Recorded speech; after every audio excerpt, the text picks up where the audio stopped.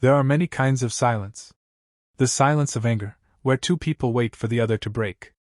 The silence of pride, where no one admits fault.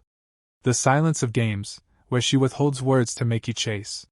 But above them all is one silence greater than the rest. The silence that doesn't wait for a reply. The silence that isn't temporary. The silence that ends everything without a word. The silence that says, "This is over. I'm done. I will not return." At first, she won't believe it. She'll think you're playing. She'll assume you want a reaction, that you'll break like you always did. She'll expect the silence to pass. But time exposes the truth. A day of silence can be ignored. A week can be brushed aside. But when weeks turn into months, and your name no longer lights up her phone, reality sets in. The truth is, you didn't just go silent, you went silent forever. Not to punish her. Not as a trick. Not as revenge. But to heal yourself. To end the cycle that drained you. That's what makes this silence different. It's not strategy. It's recovery. It's the silence of finality, the silence of dignity, the silence of freedom. Because temporary silence she can explain away. She can wait it out. But forever silence is a slammed door, a burned bridge, a declaration she feels in her bones: you are not coming back. This silence doesn't ache for closure. It is the closure. It doesn't punish her. It releases you. And when she realizes this silence is permanent, when she understands she lost you not for now, but for good, that's when the lesson lands. But here's the paradox: you don't need her to realize it. Because this silence was never for her.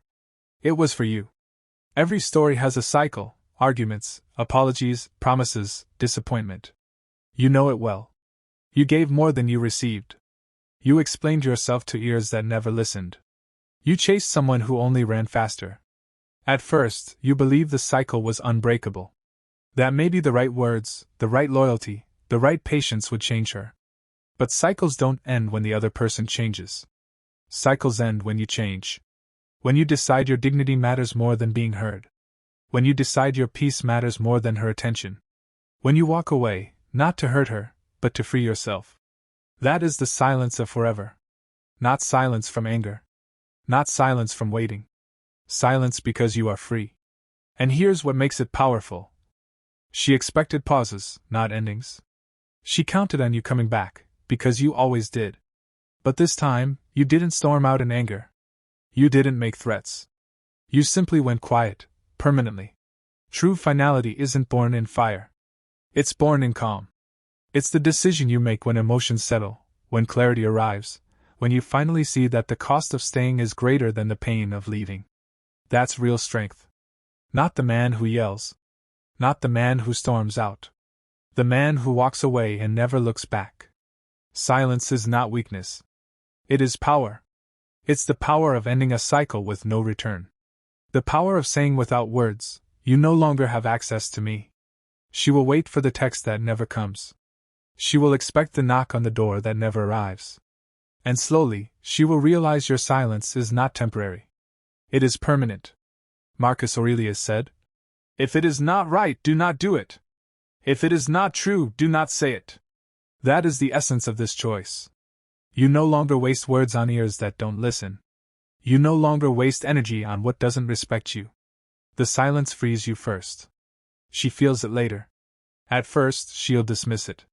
He'll be back. He always comes back. But silence grows heavier with time. It lingers in her mornings when your name is missing. It follows her at night when she remembers how quickly you once replied. It echoes in her mind until she finally admits the truth: he's gone.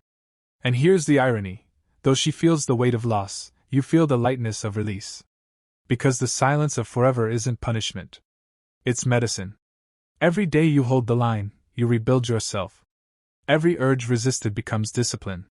Every moment you don't break is another brick in the foundation of your new life. Pain becomes patience. Anger becomes focus. Emptiness becomes clarity. That is Stoic recovery. Not denying pain, but using it. Not pretending silence is easy, but proving it is necessary. Most men cling. Most men beg. Most men reopen the door that burned them before. But the Stoic man accepts finality. He understands that silence, true silence, keeps the door shut forever.